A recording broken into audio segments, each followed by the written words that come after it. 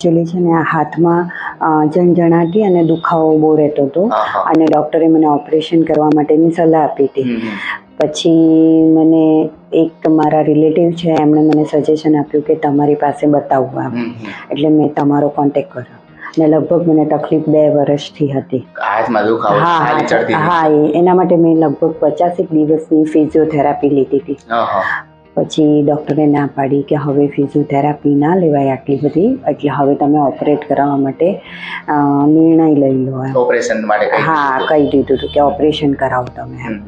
પછી મને થોડો ડર લાગતો હતો ઓપરેશનનો, એટલે મને એવું થયું કે ઓપરેશન તો નથી જ કરાવવું. પછી મને કીધું મારા એક રિલેટિવે, એમને સારું થઈ ગયું હતું, એટલે એમણે મને સજેશન આપ્યું કે તમને હું બતાવું, એટલે તમારી પાસે આવ્યું.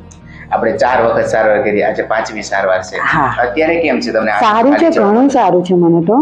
ના સારું છે, બહુ